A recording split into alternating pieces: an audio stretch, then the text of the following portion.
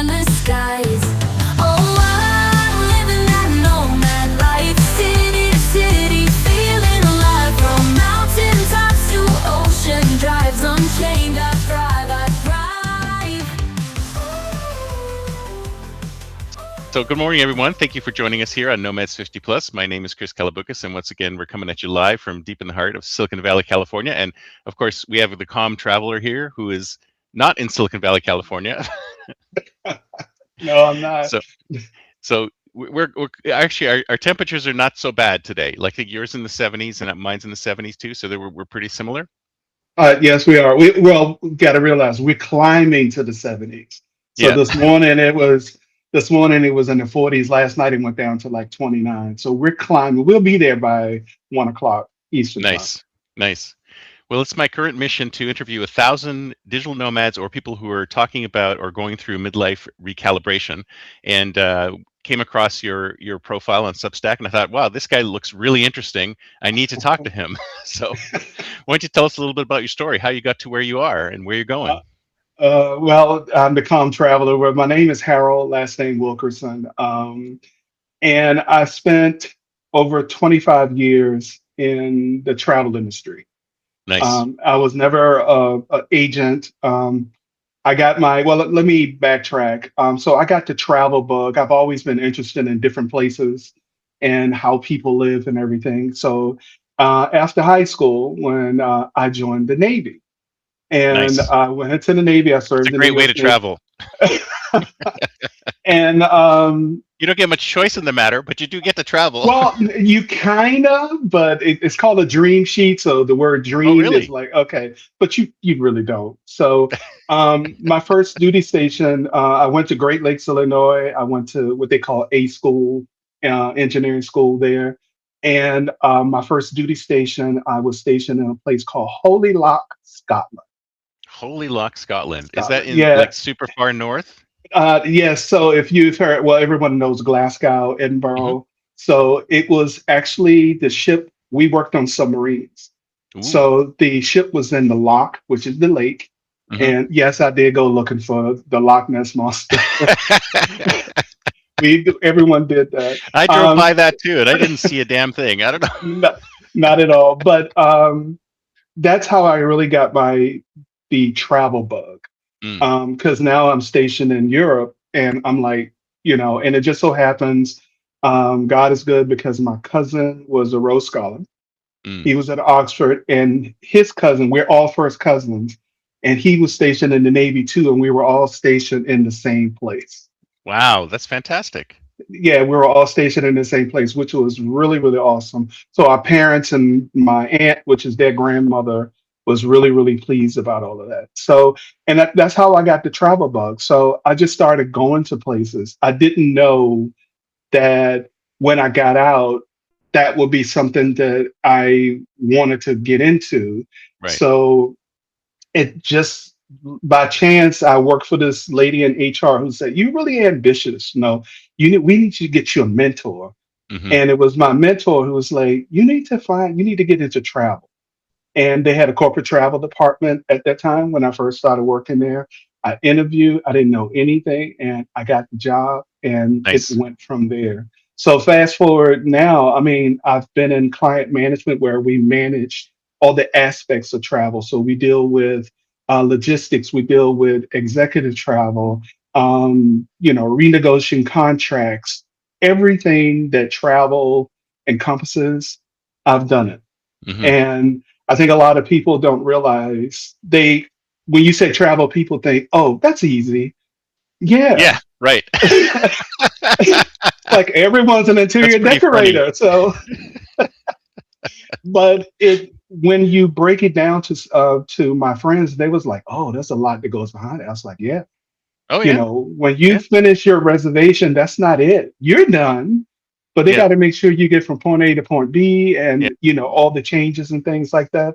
So I got into that. So now 20 some years later, I'm working and I get laid off because there's a merger Mm, with the company that I work for. And I've worked for what we call TMCs, travel management companies. So I've worked for like the American Express Global Travel.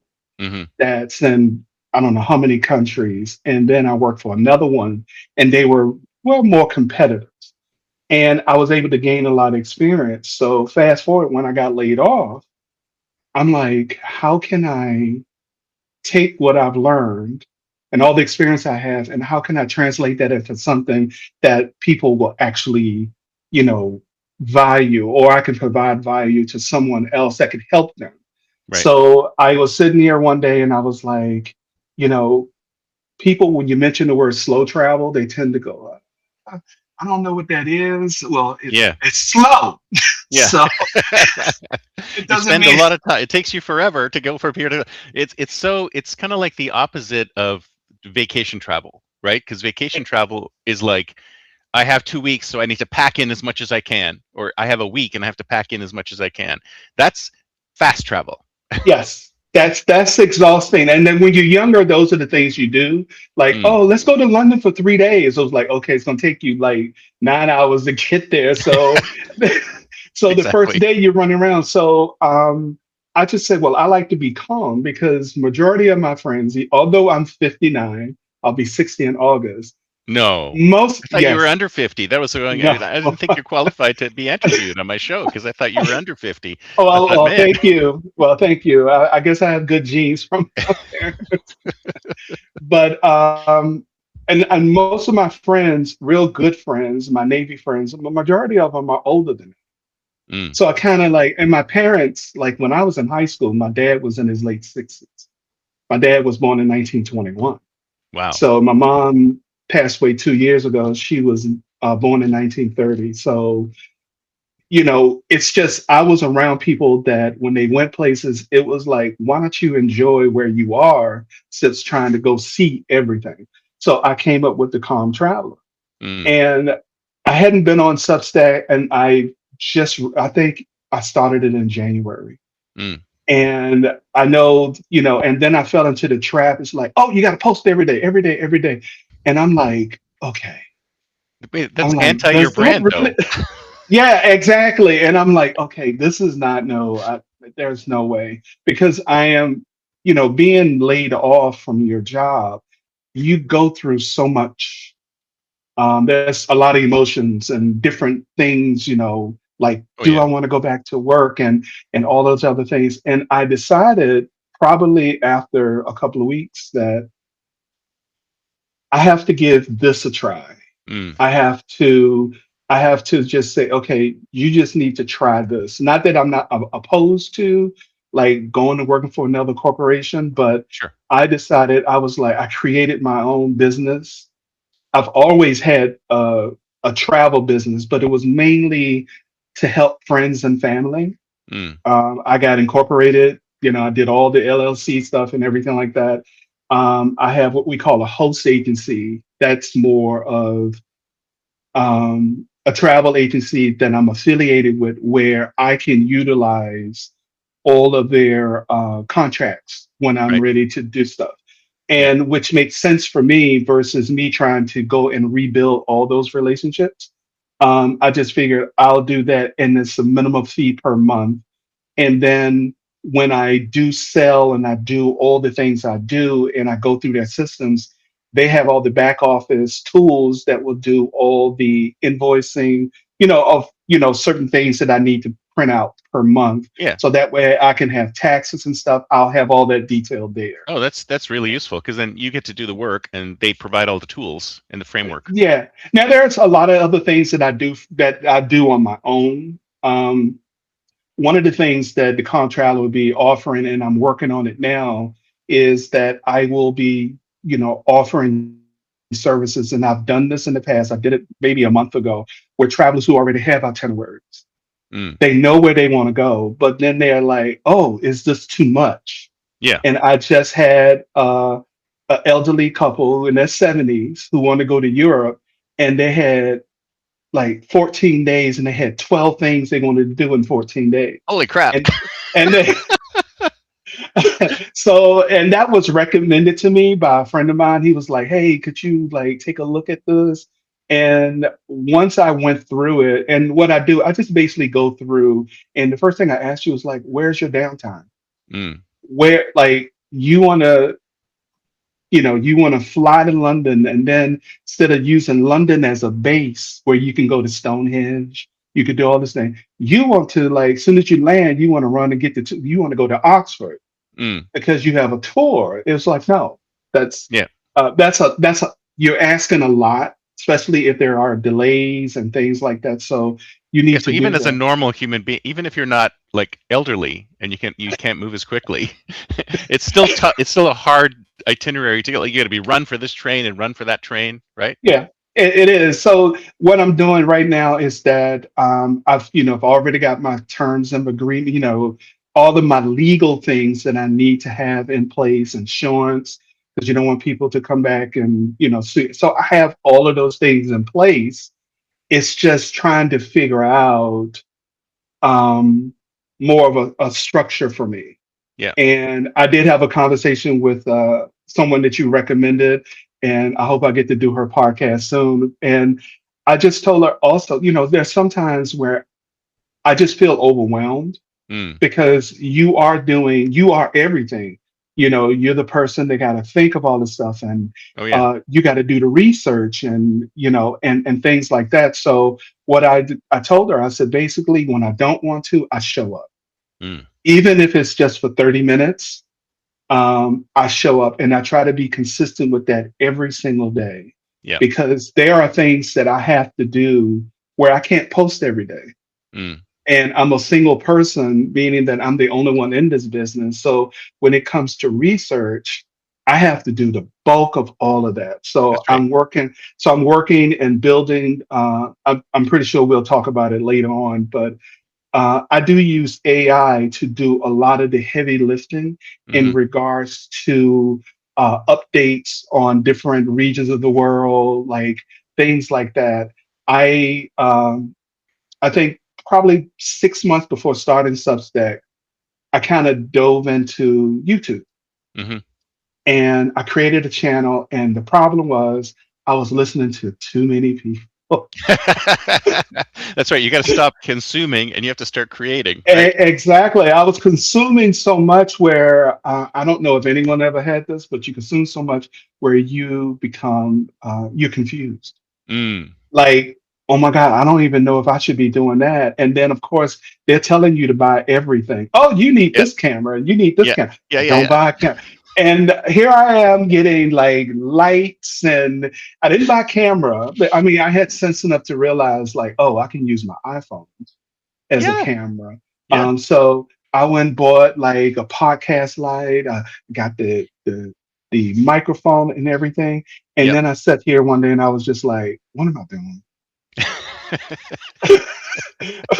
what what am I doing? And like, why You am gotta I just doing it? start, man. It's like you can we all have the whatever we need without having to go out and get the additional stuff, because I mean I think people nowadays they prefer authenticity, right? They don't need the super polished, everything's got to be perfect kind of thing. Yeah, So and you can just go ahead and then yeah, just and do it. so I know I was a little bit all over the place, but my travel bug started when I was 19 years old. Mm. And I do have some pictures somewhere, and I go like, oh my God, how was I that then? But it started then, and my goal really is to. I know right now when people look at the news and everything, they see all this disruption and stuff like that, and that could be really disheartening. And you don't know, should I be going overseas or should I be doing this?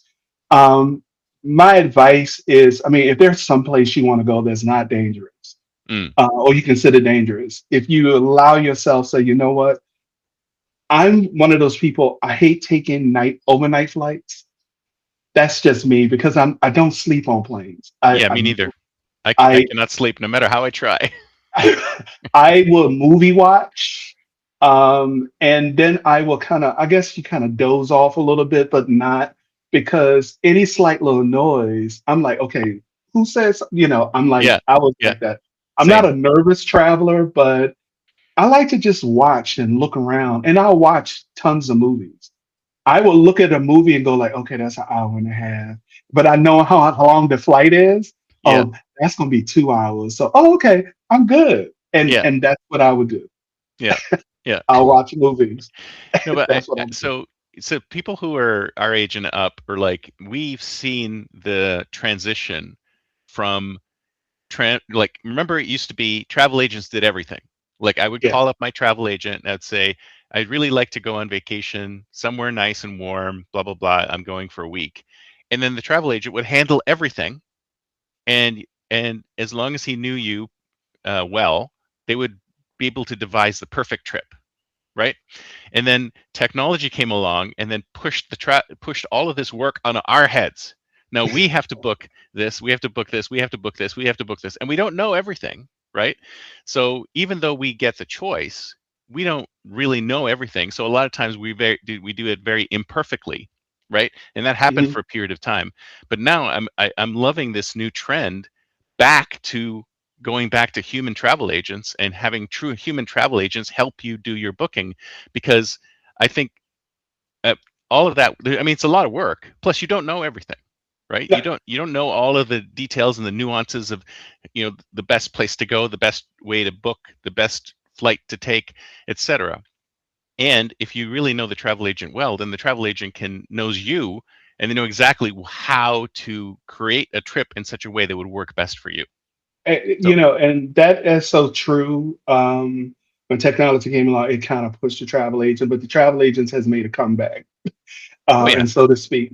I because it's a think lot of work. I mean, I couldn't realize how much work it is. it's It's it's like, it's definitely a lot of work, and I think there is a misconception because I see comments sometime where people will ask, well, do you need a travel agent? And people will say, for what? I can do blah blah blah on my own. I'm thinking, yeah, yeah, like you do yeah, your taxes.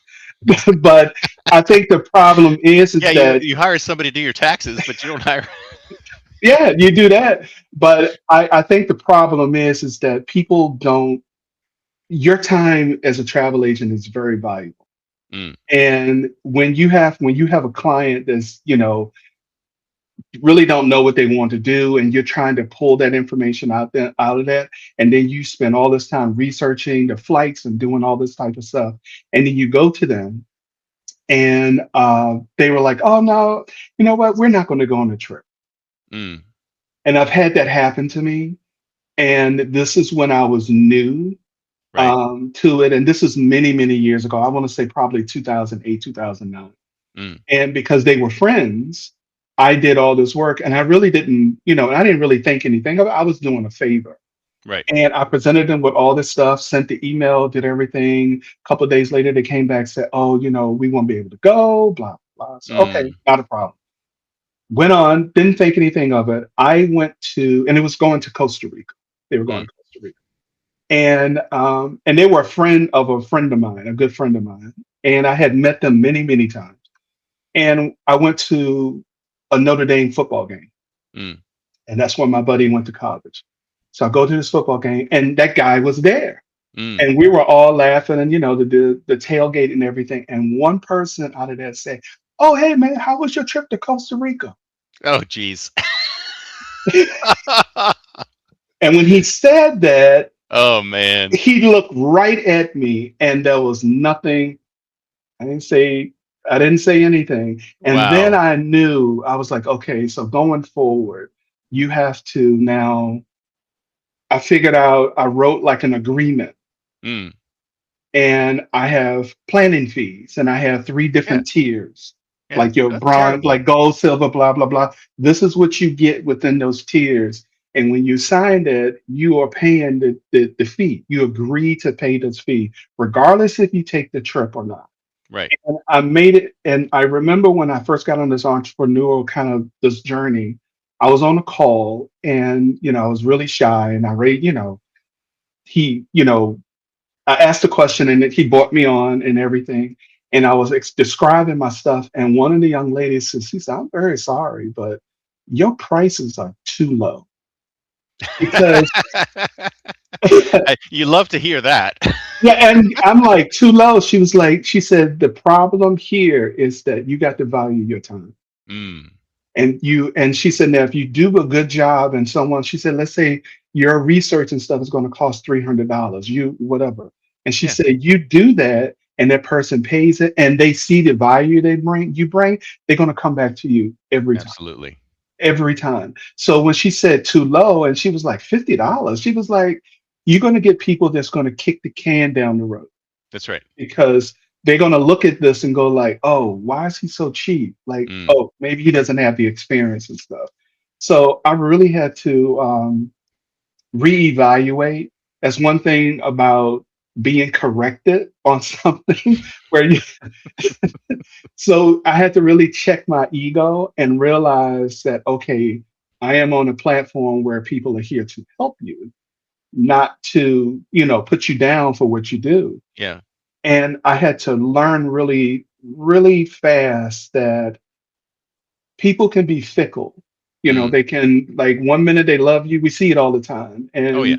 And then they tear you down. So all I want to do basically is bring value to someone. And they reach out to me and say, hey, we're thinking about doing X, going here. Could you give us some advice on different things?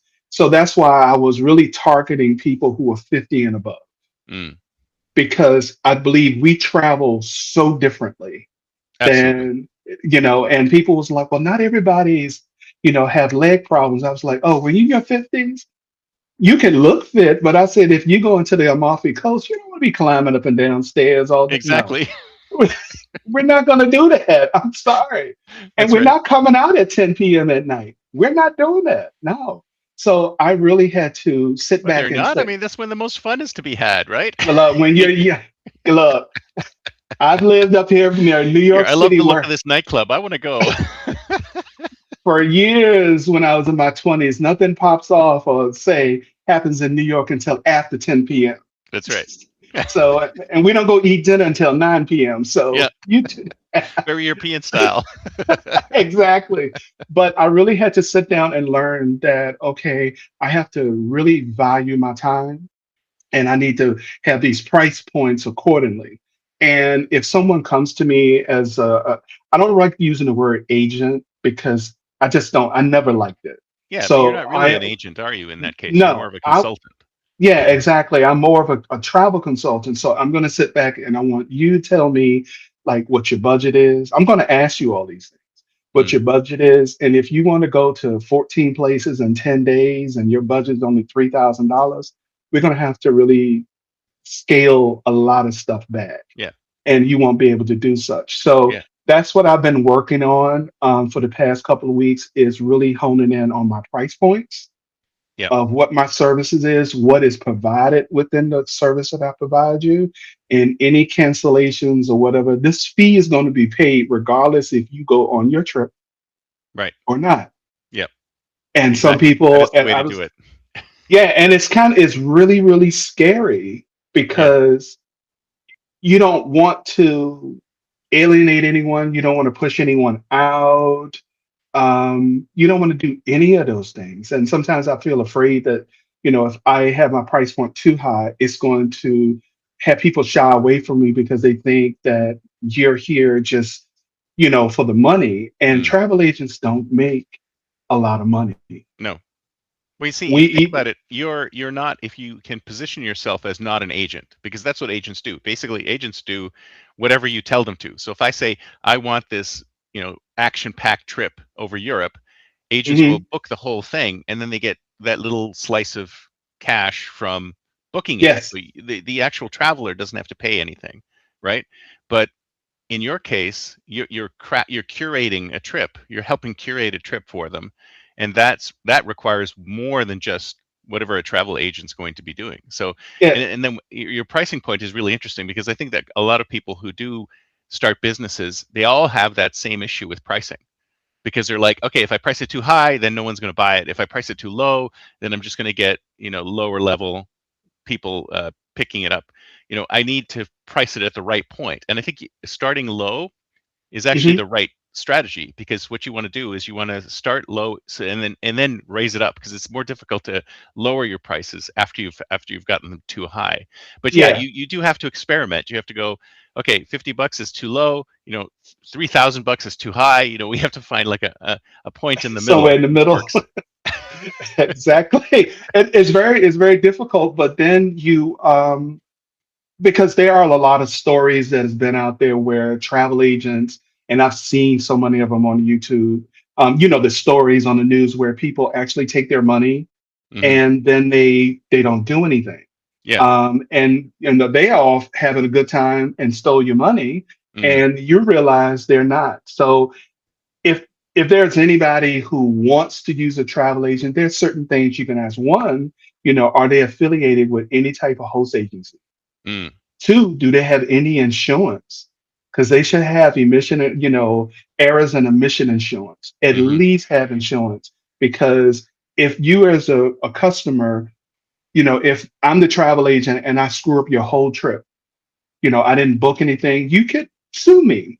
Hmm. But if I don't have any insurance, I'm not affiliated with anything, Oh yeah. you're not going to get any, you're just going to be taking me to court. Now you might be able to get me to pay because of judgment, but if you're going to ask a travel agent something, just say, are you insured?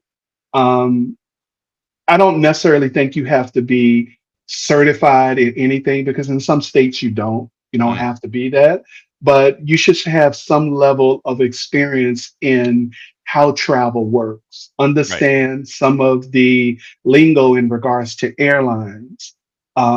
Because I give you a good example. When basic economy fares first came out, Oh yeah. everybody jumped on it because it was, and me being in the industry, we already, for a corporation, we already blocked those fares because Mm. we know that you can't change them and you can't select the seat. But see, people will see 89. Oh my God, I'm paying $79 to go to LA. you know, and You not do pay for it realizing in both way, many different ways. exactly, and not realizing like, what about your seat? And you find out when you get to the airport, oh, you mean I can't choose a seat? No, you can choose a seat, but you're gonna have to pay Yeah. for this. And you have to, so I try to steer people away from like certain airlines like Spirit No, please. or stuff like that. Yes. No spirit. No. um, I try to steer people away from airlines that don't have any code shares, meaning that, or they are part of the One Alliance, like for instance, Frontier Airlines. If Yeah. your flight's canceled, your flight's canceled. Yeah. You're out of luck. You're out of luck. There's no way for them to do anything and get you on a different flight or whatever. You're just Yeah. gonna have to wait for that. So, a lot of people will see those fares and go like, well, I'm gonna pay that and I'm gonna take the risk. Now, Hmm. if I'm going to Europe and I look at premium economy and I'm like, oh my God, it's $2,800. And people say, oh, you crazy for $2,800. I'm like, okay, $2,800 round trip, or I'm going to sit in economy and pay $1,800 where I'm back in the plane. Oh no, I'm going to be in premium economy. Yeah. And then it's like a 12, 14 hour flight or something E- insane like that. Exactly. So I'm going to be there. So I would say throughout my career, I have been extremely blessed to have great teachers, people who that work in the industry, and that's the advantage is that when you work in travel, you work with the airlines, you work with people that give you information or show you what needs to be done and everything. So when I lost my job, it was like, oh my God, what are you going to do? And I hate when people ask me that. It's because I'm trying to figure that out myself, but Yeah. I've had really good people to say, and I told them, they said, you're gonna crush it. Mm. You're gonna crush it. Said Yeah. you just gotta give it some time. And I have faith in you, you're gonna crush it. And I was so happy. It shows the good level of friendship you have when somebody say, hey, I recommended you to someone. And those people send you an email and they was like, oh, this is what we want to do and Nice. everything. And that was really, really a blessing. But Mm. sometimes it's not about the money. Sometimes you just need someone you can talk to and run ideas off. Yeah. And sometimes that's hard to find. Even though it's friends and family, you realize quickly, like, I thought I could go to that person because they're family or they're friends, but I'm finding out I can't do that Yeah. because it's your journey that you're going on. That's right. And then we have a really bad habit of trying to drag other people That's right. because we don't want to do this by ourselves. So That's right. with all of this, I know I'm all over the place, but all of this, it's more about me providing a service Mm.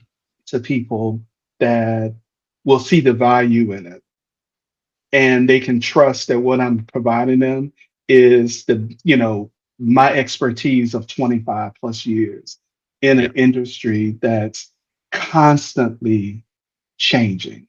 Oh yeah. So when you were how old were you when you were laid off? Oh, I was 59 Very recently. in So what December. In what was December, I got December? Wow. yeah. So what was the first thought that went through your mind when this happened? I don't. Was your first thought is I got to get back into it, or was your first thought was, um, oh, I have like an array of things I can do? Like, what was your first thought? I want to say my first thought was a curse in my head. Um, That is usually people's first thought. of the non-humane way that you do stuff, Yeah. and then the person that is doing it is make millions, Mm. and they really don't know what to say to you. And the call was a Zoom call, and it was like 4,000 of us on this call, Holy crap. So and we all all 4,000 of you were being 4,000. let go at once? Yep, we were all let Wow. go. We were all Nuts. let go. And that was our last day. So while we were on the phone, we were losing access to everything, all our systems and stuff. Jeez. So, Was it but out of the blue like that? Like what well, state are you not putting the company in? necessarily. It was an advertising company. Back in December of 2024. Well, let me go back a little bit. So when COVID hit, I was working in Manhattan on Madison. I was working, going into the job. And then when COVID hit, I knew something was wrong because I take the subway every day. And when you take the subway, you pretty much, if you take the same train at the same time, you see pretty much the same Same people. people. Yeah. Yeah. And I remember getting on the train one day, and this was probably beginning of March. Hmm. No, like, yeah. Um, Yeah, March and it was 2020. this guy that was on the train that I saw all the time, but this time he had plastic bags up his arm. He had like a hoodie on with goggles. Oh man. And I'm like looking at this dude and I'm like, what is going on? So when I got to the office, they called a meeting and they were like, okay, this thing, this COVID, blah, blah, blah. And make sure you take your laptops home, Mm. because most of the time I left my laptop at work. And it's like, it's only going to be for a couple of weeks and we're coming back into the office. That's right. Yeah. 2 And I weeks. remember my colleague, she looked at me and I'm going to say what she said. She said, Boo, we ain't coming back. No. And I didn't realize that was, but, Wow, and she foretold the future. I love she it. just said, mm-mm, we ain't coming back. She said, I have a funny feeling. So we went home, and then the company, what they did come that December, they started giving us off the last 2 weeks to spend more time with our families. And that was in December because it's Mm. mostly slow period of time. Sure. And they kept doing that. So in December of 2024, just before we were about ready to go on our Christmas break, we had a meeting, and they were like, they had lost all of these big clients Mm. and everything. And then they said, oh, and we're going to merge with another company. Ooh. Yeah, So that's that never good kind of, news. so that dominates yes, your Christmas. Yeah. Yeah. And you go like, why in the Why do hell are they do y'all this in stuff wait? right before Christmas? It's really I, annoying. so that, but then you are working in this industry for almost another whole year, just normal. Yeah. There's no updates, there's no nothing, there's Yeah. anything. And then all you have is rumors, people speculating, you don't Yeah. know, and all Yeah. this other People stuff. people updating their resumes and changing their I don't LinkedIn know, profiles. because at that time we were all working from home, and we had been home Yeah. since 2020. And I remember I got an email to be on this call, but the name of the person was the CFO. And I'm Mm. like, well, why am I being on the call? But it said optional. So I was Mm. like, oh, I don't know what this is. So I contacted my manager. And this is how you know when people lie. and it's if they don't know what's going on, but they knew Hmm. what's going on. My Of course. colleague sent me an IM. She said, Harold, did you get this email? I was like, yeah. She said, I think this is it. Mm. And I said, well, let's get on the call. So we got on the call. It lasted maybe less than 5 minutes. Wow. That was it. Nuts. Told us that our last day was that day and everything. So our VP of the whole department sent all us an IM. We got on the call after with that person. And I got really, really frustrated because people was asking dumb as questions.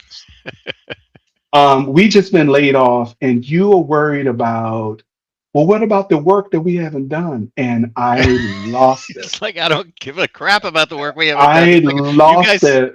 done.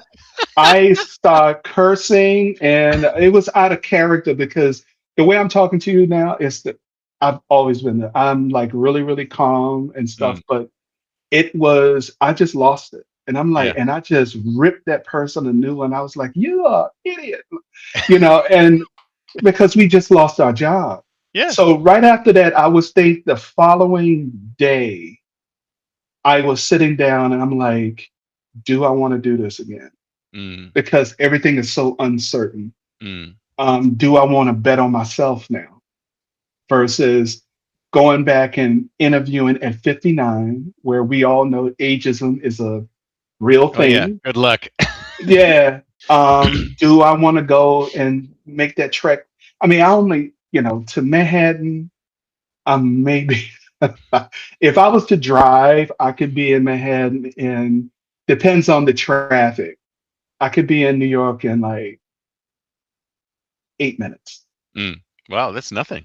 So, but if I wanted to do that every day, I got to get a bus to Hmm. Hoboken, get on the subway at Hoboken, get into Manhattan, get on another subway, and then go to wherever I got to go. Do I want to do that again? I've done this for 20 some plus odd years. Yeah. I've Yeah. been up here about over 30, Mm. but I've worked in the industry for over 20. And I'm like, I don't know if I want to do that. Yeah. Would they still need you in the office though? I mean, you could have found something remote, I guess, just like you had. There were a lot. There were certain jobs. One, I felt like I got ghosted by a recruiter. Oh, They that's another reached thing that out. pisses me off, man. I hate when that happens. It's Yeah, the and worst. you reach out. They are reaching out to you, blowing up your eye. All your DM Yeah. on LinkedIn. You send them all the information, and then nothing. Yeah. You Yeah. don't hear anything. So I just decided. I would say probably in February that this is something I'm going to give myself a year Mm. to kind of see where this goes. And my brother, I love him to death, my older brother, and he just say, if you can make what you're close to what you're making as a regular job, he said, you need to stick with what you're doing. You need to Yeah. stay with that. And he said, long as your mortgage is paid and whatever, you do that type of stuff. Yeah. He said, because it makes you happy, and everything. So I appreciated that, but I don't get it from everyone. Yeah. You don't Well, yeah, get that's that that's a check good in. question. What did happen to like as soon as you got let go? Was there a lot of pressure from your friends and family to just like oh, you got to go find a job, you got to keep going, or were you? Yeah, it was Yeah. because, or it was things like, well, don't you think you should let us know that this has happened? And I'm thinking to myself, what? And my oldest brother, he always said, he tells it, he just speaks the truth. Hmm. And there are certain family members, he said, you know why they saying that? Because they think that you're going to come and ask them for something. Right. And that's not even the case. No. And they already like, oh my God, he's, well, you don't know anything. Mm. You don't ask me anything. So I love them they're my brothers and sisters, love them to death. But when it comes to what you do for a living, it's like they don't know. Yeah. And I don't, I'm living up here, and stuff like that. Like I left home and I have done more, I think, in my life than some of my brothers and sisters who've never left. Mm. Like they had all the talent in the world, but they never did anything to do it. And Mm, sometimes I feel that we live in fear. mm. We try to be very cautious of how we live our lives and things like that. And I think life is so unpredictable. If you don't take risks, I don't think you're living unless you take Yeah. some sort of risk and fail at something. And that's the thing that I had to realize, like failing is a part of growing. Why do you think people are And so cautious about their lives? well, I think for me, I honestly think that they don't want people to see them a different way than what they're Right. being They have portrayed as. reputations to uphold, Yeah, right? yeah. I honestly, like last night, I'm a churchgoer. I do my Bible studies on Wednesdays and Sundays and something. And I remember I watched last night and the pastor said that I want he talked about how what do you do when your purpose is causing the problem? Mm, Like he said, what do you do when God's the problem? Like mm. you have this calling on your life and you're stepping out to do it. It's not going to be easy. Yeah. So he said, how many times have we actually prayed for something? God gives it to us, and then later on we go like, I don't know if I want to do this anymore. Yeah. And I can raise my hand. I've done that. So Mm, I just listen to stuff like that, and I know that I think people don't want to take risks because if I am Mr. Calm all the time and then I take a risk on something, people might go like, "Well, you're not supposed to take a risk on anything." yeah. That's not You, you. You're trying. yeah, that's not, I don't like you yeah, like this. I like you like you were, not what you're doing now. exactly. So why are you doing all of this? No, we don't like that. You disrupting. So I Yeah. think when you grow as a person, and all of us have our own different journeys. I think when you're called to do something and you're over there trying to learn how to, think about YouTube. I had to try to learn how to video edit. Hmm. I'm the scripter, I'm the light man, I'm the microphone Yeah. You guy. got to do everything. I'm doing everything, and I'm over here learning how to do all that. I think people get so accustomed to the word your old way Mm, and they still looking for the old Harold, but he ain't there no more. He is that's over right. here. And I That's right. think that's where the problem lies. And that's where friction is because people who don't want you to win want you to still be the old person. But That's when they right. see you winning or they perceive it to, you're winning, then they have an issue like, oh, you Mm, think you're better than me, yeah. or things like that. So I really had to learn, and I learned a lot of this from my mom. Mm, My mom had a seventh grade education. She was born in the 30s. wow. She grew up on a farm um, in the town that I grew up in. I grew up in a very small town in Virginia, had Mm, one stoplight, and it nice. still has one stoplight. But I grew up and I have four brothers and three sisters. Mm, wow. That's a big family. A big family. My dad was a World War II vet. He was from a very big family. So I grew up with knowing my grandparents. Nice. My dad, I didn't know my dad's father because he passed away, but in the 50s. But my grandmother I knew. We lived right Mm, next door to her. She was born in 1898. wow. So she passed away Fantastic. when I was a junior in high school. My Mm, grandfather was born in 1889. wow. My mother's parents, I knew them because they used to come to town on a horse and buggy. Seriously? I Yeah. love that. They and the only time and because they grew everything on the farm, they only came for whatever they needed at the time. Yeah. Anything they couldn't Um, grow themselves. they didn't have any electricity, no phone, no running water. They Wow. lived and you would go to their house and she cooked on a wood burning stove year round. Nice. And you would go there, you had the best cakes and cookies and That sounds all the fantastic.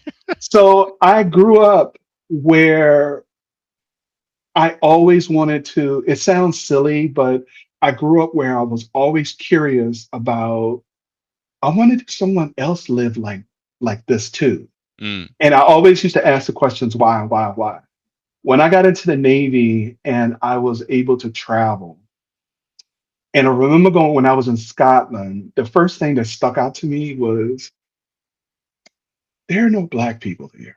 Mm, Like, there's no one like me mm, in this small little town, other than the people that are we're all transplanted there because you was working there or you were in the Navy, but I didn't yeah, see anyone else. yeah, So I thought, oh, I'm probably gonna get treated like I did growing up, like certain people, you know how they are. sure. It was just the opposite. Mm. And I just couldn't understand it because I'm like, well, wait a minute, where I'm from. And they was like, well, we're not like that, love. That's right. So, and then I started, when I started going about, I started learning that they cook bread the way my mother did. They Oh, kneaded the wow. dough, they did. So I'm like, oh.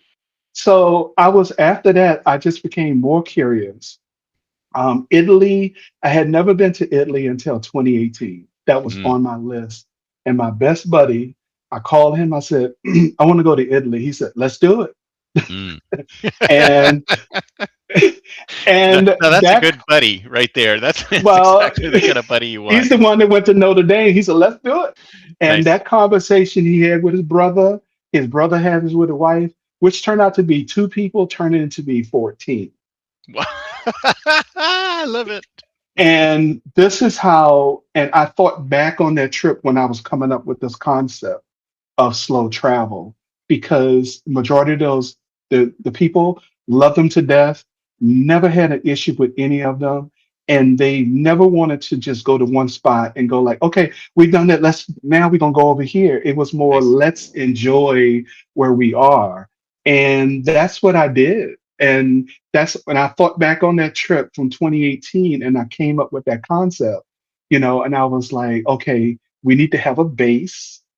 And from there, we can stay 2 to 3 days in that base. And then from there, we can venture out to Mm, see other places where it could be within an hour train ride and things like that. So I was just really, really blessed to have friends like that to kind of help me along, something I can draw back on, yeah. if that makes sense. So And your it really helped definition me of out. what is your definition of slow travel? Because I've heard a lot of different definitions of it. Because some people, especially some of the digital nomads I'm talking about, it's like, oh, I'm going to spend 3 months somewhere. It's like, is that like too slow for you? Or See, to me, I don't call that slow travel. mm, I, I just find me slow travel. If you got 10 days to go on a trip, I'm going to look at a place where I can stay, have two bases, two anchors in mm, 10 days. So if I'm staying in Madrid, I'm going to stay there for 2 days. And then from there, I'm going to, you know, immerse myself into what's happening in Madrid, get, mm, used to it. And hmm, then I'm going to venture out and do that. Now, if I'm staying in a place 2 to 3 months, I'm living it. yeah, I'm not, to me, that's not, and if I'm working, it's like I gotta work. What if my hours is on East Coast time? yeah, So, you know, and I'm in Europe somewhere. So I'm gonna be working the whole time. Are you gonna be able to go out and travel every single day of that? And I think at some point, you will start missing like home. mm, So for me, I can go someplace for 2 weeks, 3 weeks. I could do that where I can kind of plan out my activities. But if I'm doing that, I ain't working. yeah, I'm That's 3 weeks of me just traveling, and mm, I'm going to be in three different places. I'm going to stay a week in one and get used to being there, learn what I can learn about that. Or if I'm going to be 2 weeks there, where I can venture out to go to different like places that within a couple of hours of drive and stuff. Try to learn the language. And that's another thing I tell people: if you go into or if you go into like Portugal or something like that, learn some the basics. Yeah, but Portuguese is really hard, is what I've uh, heard. It's like, it pick an is. easier country. It is. Go to Italy. Go to France. So, Yeah, yeah, French. eh, I'm originally Canadian, and I got a little bit of French, but every time I try French, they look at me like, "What is wrong with like, you? Speak English." but yeah, Portuguese is really hard. But I just think that if they go places, do your homework Mm, on things, learn about the culture, ethics. Should I do this? Because if you've been to Italy, tipping's not a good thing. no, all over Europe, there's no tipping. But I've traveled with people who, want to tip, Yeah, and we have to tell them you don't tip, and hmm they always reference, well, back home. Well, you're not back home. that's right. Or how many times you've been to a restaurant in America, yeah, in the US, where we, the customer, will ask the waiter, what do you suggest? hmm All the time.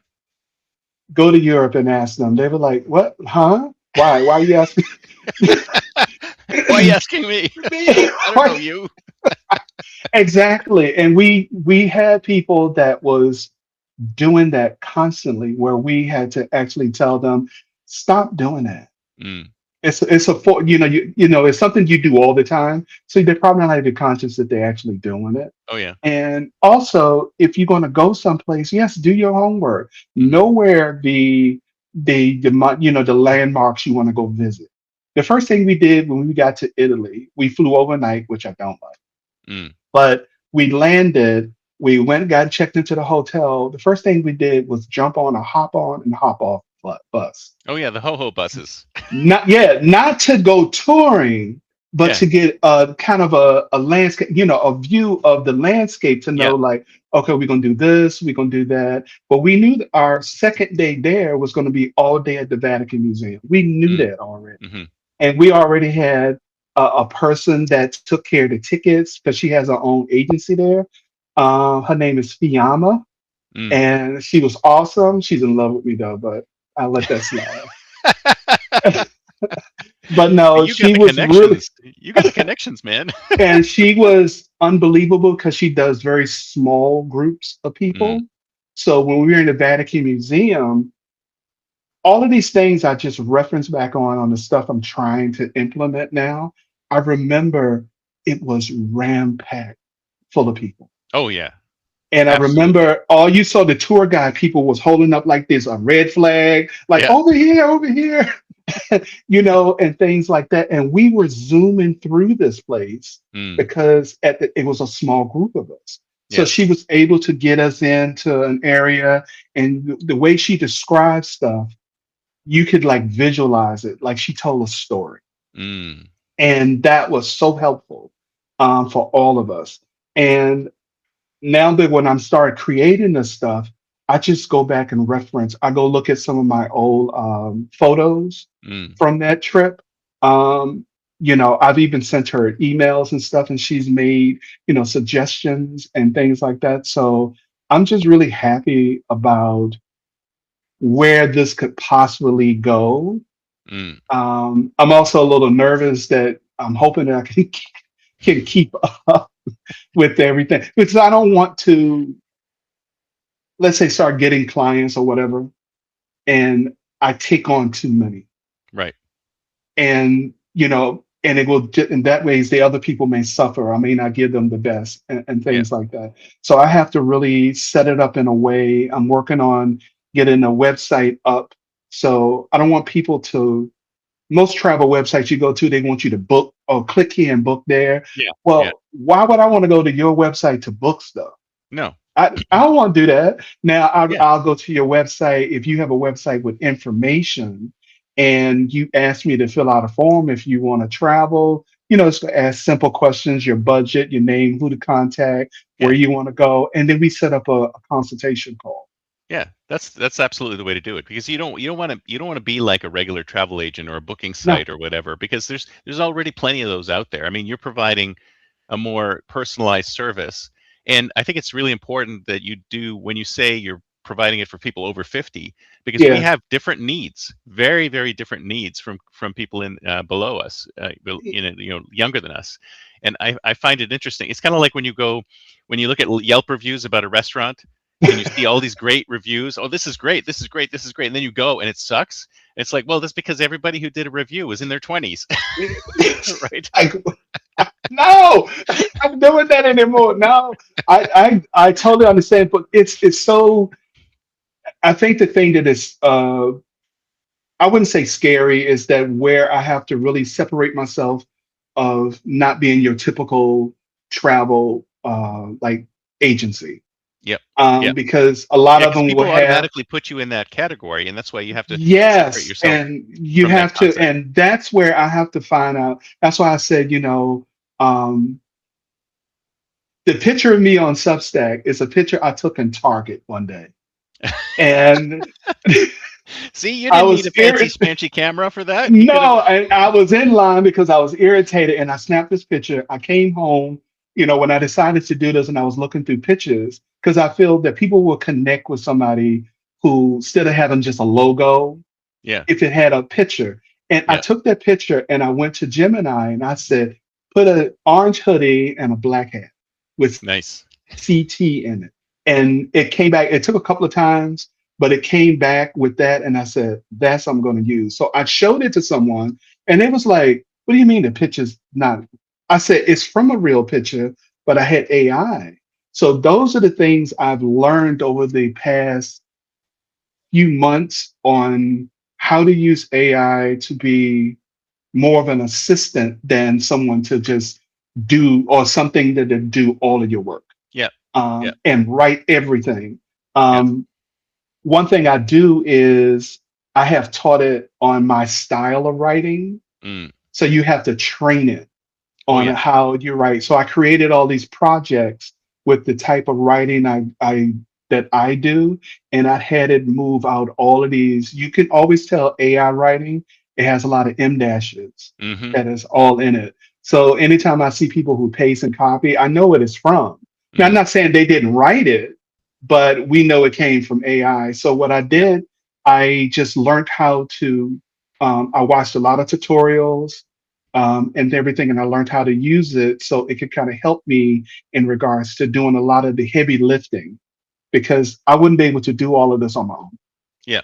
Well, yeah, that's the thing about being an entrepreneur, a solo entrepreneur, solopreneur, as That's a the lot of good. people That's the and word. I hate that word. Solopreneur. But it's, I mean, you need help. I mean, you can't Yeah, just do everything on your own. It's just impossible. Like administrative things that you need to do, and your core work is doing the travel curation, travel consultation, not doing social media or doing this or doing this or doing this. So you want to use these tools to spend time focusing on your core work and let them yeah, do the stuff that's outside of that. And I think that this has never been a better time to be a solopreneur, because there's so much help out there that you can leverage, especially with yeah, AI, that it makes it easy for you to just focus on the thing you really want to do, as opposed to having to do all yeah. this other work. It's. I don't. I really had to, when I was diving into this one. Like I told you, I have a YouTube channel. I have two. I have one for Calm Traveler, but I'm just beginning to start putting stuff on it. I'm kind of testing certain Mm, things, but I had another one that's for Premier Travel. That was my company's name. hmm. And what I found myself doing was just throwing up stuff because that's what I thought I was supposed to be doing, because Right. that's what a lot of the gurus Oh yeah. like. I'll Got to put stop this up listening to good. those gurus. And I eventually found myself go like, wait a minute, what am I doing? So Mm, I did this video. I didn't know how to video edit that well. I think over a weekend, I watched a tutorial like 5 or 6 times. hmm. And I actually did it on Bavaria in Mm, Germany. And I didn't pronounce some of the words right or nothing of that nature, but I just put it out there. It was about 3 years ago. Well, I think it's 3 years now. So I just threw it out there. yeah. And that video has over 100,000 views. Nice. Nice. And, but I can't replicate That was my problem, is that that's when I realized, like, oh, wait a minute, you need to really learn the back end part of YouTube. You Yeah. need to understand how this whole platform thing works. Yeah. So that's what I've been doing. And then, I got laid off. And Mm. then I say, you know what, I'll start doing Substack, because I felt that it wasn't like X, or it wasn't like Threads. Yeah. It's completely It's different. it's completely different, and I didn't feel like people was like, "Well, what are you talking about? You don't know what you're talking about." So I Yeah. felt comfortable Mm. and doing it, and I'm not doing it for to get views or anything like that. I just felt like someone see what I type or write, it might help them. Yeah. Absolutely. Well, listen, I'm sorry, but we were running out of time. Yeah. So Oh if my God, we're an hour. so it's already been an hour. So if someone wants to get in touch with you, what's the best way? Through your Substack, or where Yeah, would you through send people? Substack, they can reach me on Substack.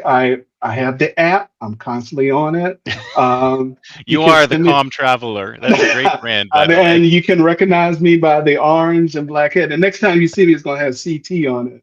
I Nice. didn't, and everything. But yeah, they can reach me on Substack. That's the best way to reach me. And then I will definitely keep you informed on my next steps. Maybe I can share some information with you that you can share with your followers Absolutely. and people like that. But this has been awesome. Thank you so Well, much tons of for fun. all I of love it. this. You Of make course. me laugh. And we're gonna have to meet in person now. Next time I'm out east, we'll look each other up. Hey, let me know. Thank you again. I really appreciate it. Thank you, sir. Have a great day. Talk to you You later. too. Bye Bye bye. bye. Oh, I'm living that nomad life, city to city, feeling alive. From mountain tops to ocean drives unchained.